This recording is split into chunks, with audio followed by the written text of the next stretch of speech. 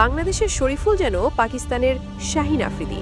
আফ্রিদির মতো দুর্দান্ত ইয়ার্কারে উড়িয়ে দিলেন গুরবাজের স্টাম্প। একজন অভিজ্ঞ পেস বোলারের এটাই সেরা অস্ত্র। পিচের কারণে সুইং বাউন্স অনেক সময় পাওয়া যায় না, তবে ইয়ার্কারের জন্য কিছুই লাগে না, সেটাই করে দেখালেন শরীফুল। একেই যেন বলে পারফেক্ট ইয়ার্কার। রহমতুল্লাহ গুরবাজ লেগ স্টাম্প ছেড়ে পেছনে সরেছিলেন মারার জন্য, কিন্তু ব্যাট লাগানোর সুযোগ পাননি। তার আগেই স্টাম্প পড়ে গিয়ে বোল্ড। বাংলাদেশে পেসার শরীফুল আজকে দুর্দান্ত বোলিং করেছেন।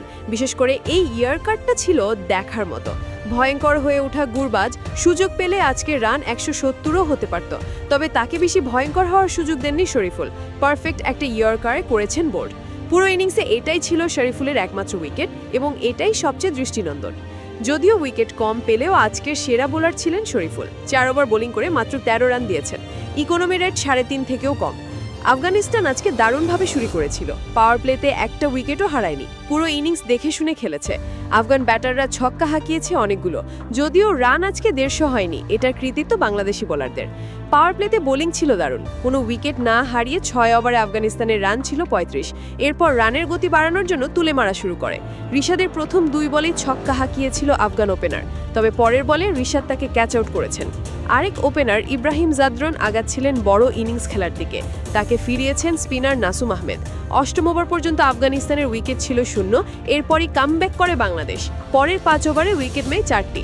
তবু গুরবাজের ব্যাটে বড় ইনিংসের দিকে এগিয়ে যাচ্ছিল আফগানিস্তান। শেষ পর্যন্ত শরীফুলের দুর্দান্ত ইয়ার্কারে বোল্ড হয়ে সাজঘরে ফেরেন তিনি। গুরবাজ আউট হওয়ার পর আফগানরা আর বেশি সুবিধা করতে পারেনি।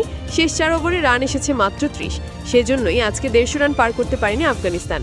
20 ওভারে তাদের সংগ্রহ দাঁড়িয়েছে 147। বাংলাদেশের বোলাররা আজকে অনেক বাউন্ডারি খেয়েছেন। সর্বোচ্চ উইকেট নেয়া রিশাদ খেয়েছেন সবচেয়ে বেশি ছক্কা। তিনি 4 ওভারে 2 উইকেট নিয়েছেন, কিন্তু রান দিয়েছেন 45।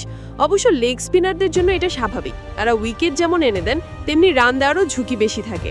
স্পিনার নাসুম আহমেদ আফগানদের বিপক্ষে সবসময় ভালো করেন। আজকেও ব্যতিক্রম হয়নি। 4 ওভারে রান দিয়েছেন 25, উইকেটও নিয়েছেন 2টি।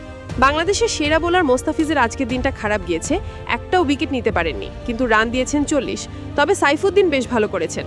তার 4 ওভারে মাত্র 22 রান নিতে পেরেছে আফগানরা। মূলত শরীফুল, নাসুম ও সাইফুদ্দিন আজকে টাইটে রেখেছিলেন আফগানদের। তাদের কারণে আজকে আফগানদের রান 150 পার হয়নি। আফগানদের পক্ষে সর্বোচ্চ 38 রান করেছেন ইব্রাহিম জাদরান। গুরবাজ আজকেও 30 করেছেন। আর অলরাউন্ডার মোহাম্মদ নবী আজকেও ঝড় তুলেছেন শেষ দিকে। মাত্র 12 বল খেলে 20 রান করেছেন তিনি। আফগানদের ইনিংসে তার স্ট্রাইক রেট ছিল সর্বোচ্চ।